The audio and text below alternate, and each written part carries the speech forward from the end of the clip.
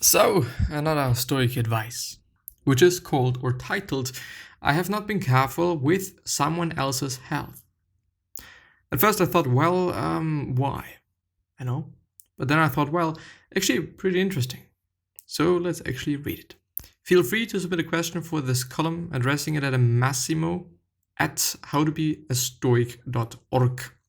Note, this post is part of a special 1-week marathon of Stoic advice, which is made necessary by the sheer volume of requests I keep receiving. If you have written and I haven't gotten to your letter yet, please be patient.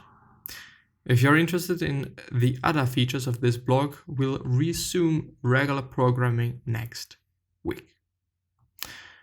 Our rights. I recently met a woman who I like and feel attracted to. The problem is that I contracted a skin condition that is highly contagious. Nothing serious, it actually goes away on its own, but it's pretty unaesthetic because it causes wart-like lesions.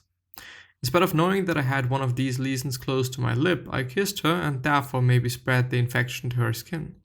I've since confessed this to her and made it clear that I will take care of the medical expenses in case she gets a confirmed diagnosis of the condition. Removal of the lesions is pretty uncomfortable and costly. Apparently, she has since forgiven me or not taken the matter as seriously as I do. I inferred this because we keep seeing each other. A friend told me that since the condition is harmless, I have done nothing serious. I cannot help but I think that although her health is not compromised, I have unnecessarily caused her an annoying and bothersome predicament, all because I could not contain my impulses. The fact that she has a child and may spread the infection to him only makes my guilt worse. Also, there is the possibility of having lost a significant romantic relationship. It's something that creeps up my mind from time to time. Obviously, I will have to abstain from physical intimacy with other people until my immune system manages to get rid of the infection. In the worst case, these could take 4 years. I believe the stoic thing to do is to accept that I have no control over how long this could take and learn from this to prevent harming others in the future. Actually, I think I've learned a significant moral lesson here. I used her as a means to gain momentary pleasure, and I paid for it with my integrity. So I might as well use this obstacle as a way to strengthen my moral fiber. From now on, it seems there is not much to besides offering her all my support and friendship, and I use the word friendship as opposed to the romantic relationship which I wished for and which my bad luck has deprived me of. I conceive romantic relationships to be defined by physical intimacy, but maybe there is a broader experience to them. You may think I've figured out how to proceed, but I'm having trouble dealing with the anxiety of losing her, as if it would be just to ask her to wait for me to get cured. Any stoic advice that you could add would be really helpful. Well, you seem to me to have in fact figured out exactly what happened and why, and moreover, how to move forward with it. The fact that you still feel anxiety at the prospect of losing this woman is natural and probably unavoidable. Seneca acknowledges that even the wise person is bound to experience feelings since he is still a human being. And there is a quote, "For natural faults of body or mind are not removed by any amount of wisdom. What is innate and implanted may be mitigated by treatment but not overcome. This is not cast out by any amount of wisdom. If wisdom could erase all a person's faults, then wisdom would have nature itself in charge." And there is another one. "For there are some things, dear Lucilius, that no amount of virtue can escape. Nature gives the virtues a reminder of their own mortality, so they will change expression at sad events and shudder at sudden events and grow dizzy when looking down from a great height. This is not fear, but a natural effect, or affect, which cannot be assailed by reason." And another one. "I come now to the point you are expecting from me. Lest it should seem that what we call virtue strays outside the natural order, the wise person will tremble and feel pain and grow pale, for all these things are feelings of the body. As I have pointed out elsewhere, philosophy is not a magic wand. It can't cure us of all unpleasant emotions.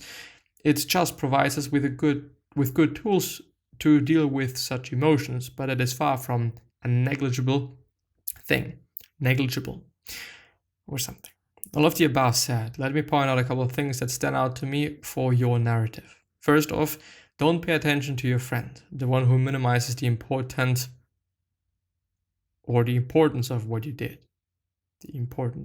Well, the fact that luckily the condition does not have major consequences, though, as you say, it is costly and painful to take care of, which comes to me like a significant consequence, is irrelevant.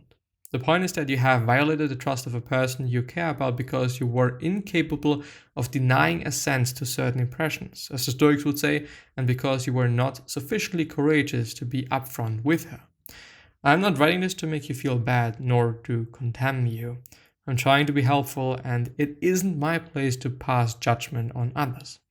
And I do want to point out that very recently, a very good friend of mine, shout out to you, and you know who you are if you listen to this. A very good friend of mine was so kind to say something that I don't want to hear. But the thing is, often those things that we don't want to hear are those things that we should be hearing. Things that we should keep in mind, things that we should have in mind, things that are important. And I then had to think about it. I really had to think about things. My values, me as a person, what I'm doing as a person, and so on and so on and so on. And it led to really important thoughts and really important things that I had that in mind. I was also thinking about them before, but nobody said them to me. Even though it kind of saddened me in the first place, I was actually very grateful that he said it to me. Which, by the way, also underlines how good of a friend a person is, I think. Because I don't need somebody that tells me that everything that I'm doing is right. I need somebody, or I want people around me that are honest to me, and that are telling me if I'm doing some bullshit. And he has always been like that, and I actually tremendously appreciate that.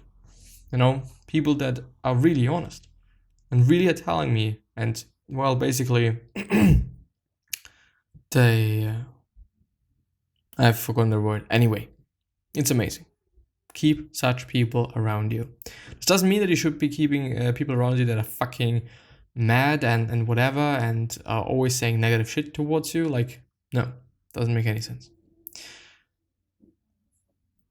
There is another quote. Someone bathes in haste. Don't say he bathes badly, but in haste. Someone drinks a lot of wine. Don't say he drinks badly, but a lot. Until you know their reasons, how do you know that their actions are vicious? In Hydrion 45.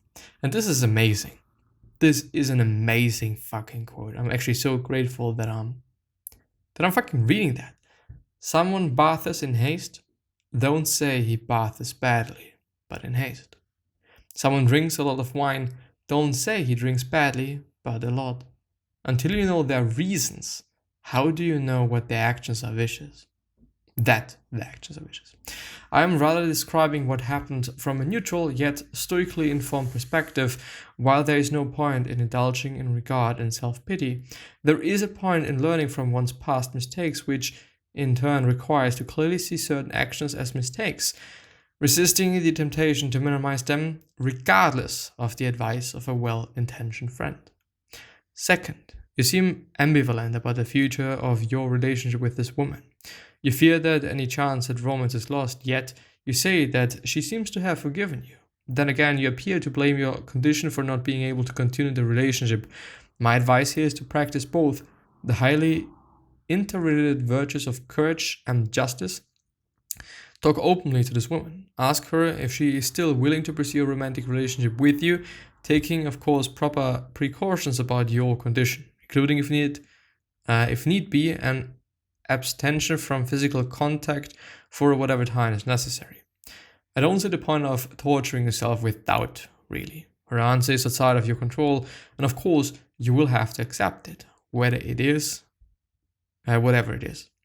But asking honestly and straightforwardly is most definitely within your power. So what on earth are you waiting for? Finally, I am sympathetic to your resolve to use the experience and your endurance of the condition for an open-ended period of time as a way to practice your Stoic philosophy, just so long as you don't fall into the temptation of transforming this into a Christian-like exercise in self-flagellation.